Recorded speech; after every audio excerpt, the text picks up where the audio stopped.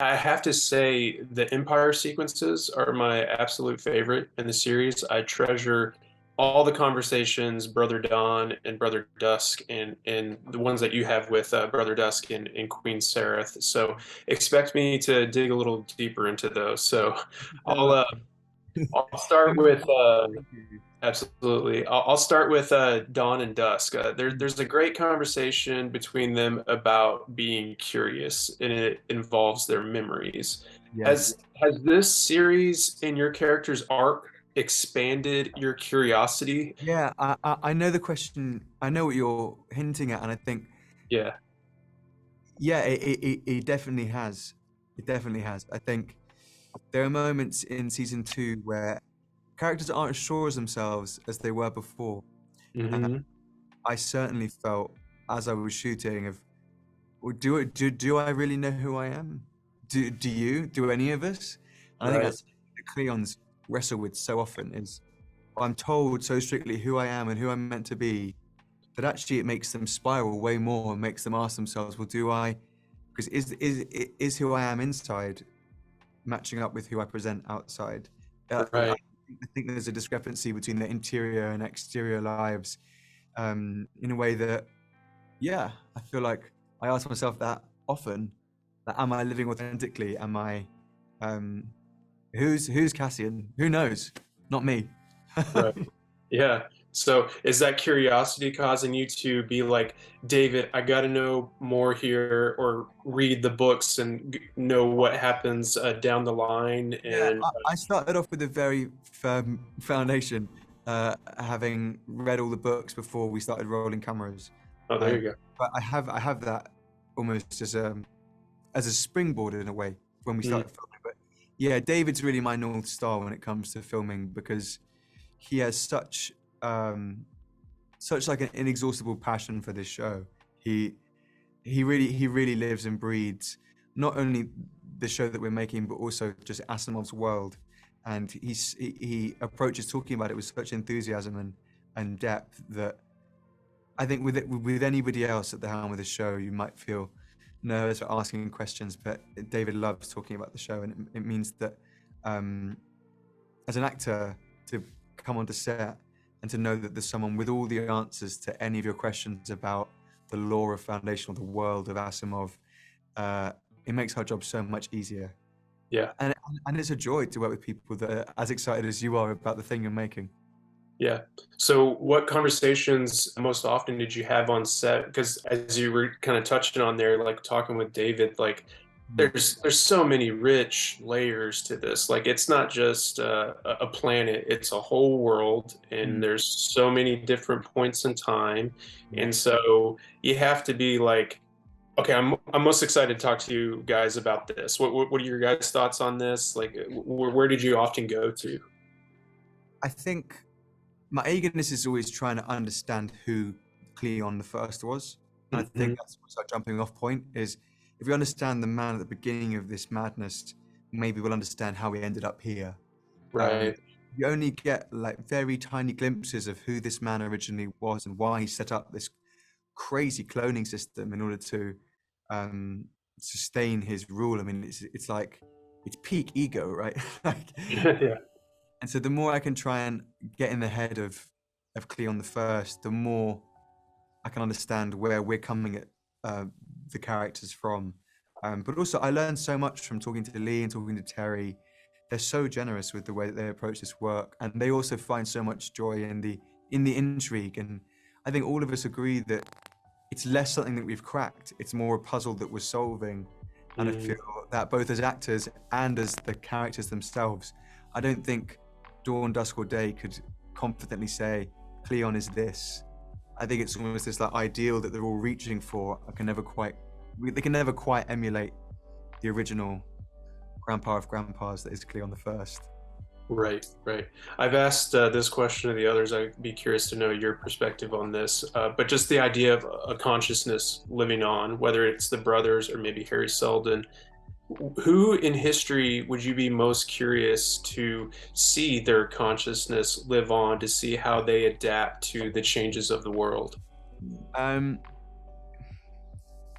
If I had to take someone, I think it would probably be Eve Klein, the person that comes first to mind. I think, I mean, I think the way he approaches art, he was always trying to push boundaries and understand what art could be, not what art is, and was always trying to reinvent his definition of what art means to us. And I think people like that who live at the edge of themselves and are trying to push the envelope and move the needle are always starved of time. I'd love to see if I mean, and Eve Klein died very early. If he'd had another 100 years, Yeah.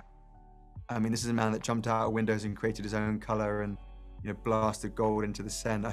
God knows what he would have got up to later. So I think maybe we'd have a more interesting understanding of what art can mean if he'd lived longer. Yeah, yeah, in the limitations of the time. So I'm curious about developing that synchronization between dawn and dusk. Like it can be gathered in scenes when you guys are just sitting together or walking together. Their language, I think even Day points out how you both choose your words so carefully. So how was it developing that language between dawn and dusk?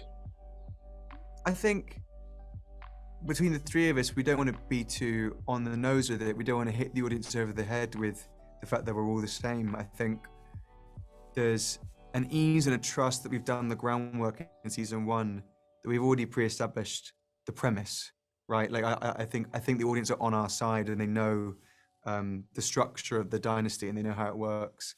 They know like the internal mechanism. They get the concept, and so for us, I think we just have fun playing with that, and we trust that it's there, and we just lean into both the similarities and the distinction. I think for me in season one, it was a lot of understanding very exterior tics and very exterior movements or gesture. Whereas I think in season two, I learned more into how do I respond to this scene emotionally in a way that might match up with Dusk, as opposed to can I sit like him? It's more like, well, what if I was like him? Right. And then I touched on that. I really valued the relationship with Queen Sareth. There's so many things to pluck out of their conversation that they have in the forest when they're talking about how age brings change, truthfulness, and if you think you could make the same kind of decisions as your other brothers when they were the age that you are. And then there's even this line about the brothers having their own temperament and shades. Were there any shades that you personally brought to Dawn that you're most proud of for making him feel wholly unique? Any shades that I'm most proud of? I think it's not even this individual shade. I think it's more. I think I like this Dawn. He's very fun to play because he switches a lot in what he code switches a lot. He changes the way he's presenting to the world depending on his circumstance. And as you know from having watched the show, the circumstances change all the time this season. It is a hectic time to be a Cleon. And as a result, he has to be on his feet. And in 1 minute, be really amenable and placate everyone and sort of go with the flow. And the next minute, he has to be this sort of like stealthy, deceptive individual that works in the dark to try and get what he wants. And the next moment, he has to be this lover and this open and kind person. So I think it's that ability to thrive and survive by changing in the moment that I really like about him. What originally like creatively launched you into Dawn? Was it the blue outfits? Was it something, a particular line of dialogue that helped you best understand who he is and how he thinks? I think in season one, it was like the definition of like Dawn's most definable characteristic is his difference to the others, and so it was learning the rules and then breaking them. It was that difference and that feeling like you're not enough that really resonated with me. I mean, it's not something I feel now, but certainly something I think we've all felt in our lives.